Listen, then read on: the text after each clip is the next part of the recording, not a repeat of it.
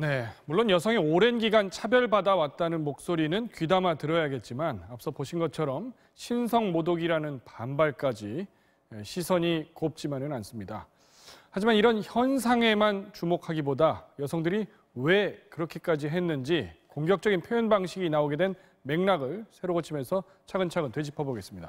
박영희 기자, 네. 앞서 나온 이 워마드라는 커뮤니티, 이것부터 설명을 좀 다시 해주세요.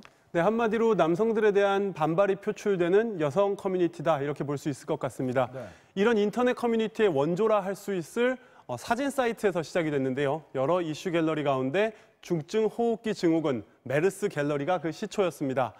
한국 여성이 격리 조치를 거부해서 메르스를 퍼뜨린다. 이런 가짜 뉴스와 함께 김치녀 이런 혐오 표현이 올라오자 여성에 대한 이런 근거 없는 편견을 반박하는 글들이 이어졌고요.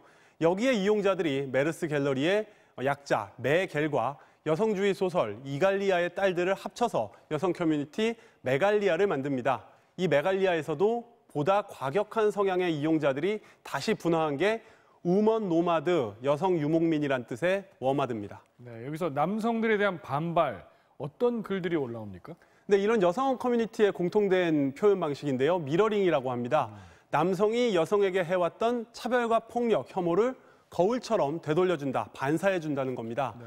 가령 남자들이 여자를 몸매를 평가하고 한국 여자들 별로다, 무시를 해왔으니까 여자들도 똑같이 남자들을 평가하고 비웃어주겠다. 얼마나 불쾌한지 너희 남자들도 느껴봐라, 이런 겁니다. 특유의 비속어나 욕설도 많은데요. 역시 남자들이 쓰는 용어를 비꼰 내용들입니다. 듣고 보면 남자들이 저지르는 여성 혐오 이런 것들을 지적하는 효과도 있겠는데요? 물론 그렇게 볼 수도 있지만 문제도 있습니다. 범죄 행위까지 미러링한다는 겁니다. 대표적인 게 불법 촬영, 그러니까 홍대 누드 모델 사진이나 각종 대학교의 남자 화장실 사진이 올라온 곳, 바로 워마드입니다. 네.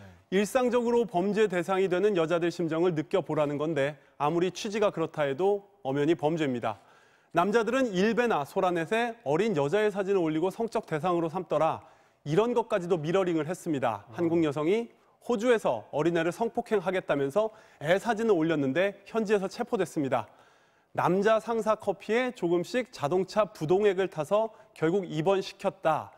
여자만 커피 심부름을 도맡는 현실을 지적하려는 의도였겠지만요. 자극적으로 꾸민 거짓 글이었습니다.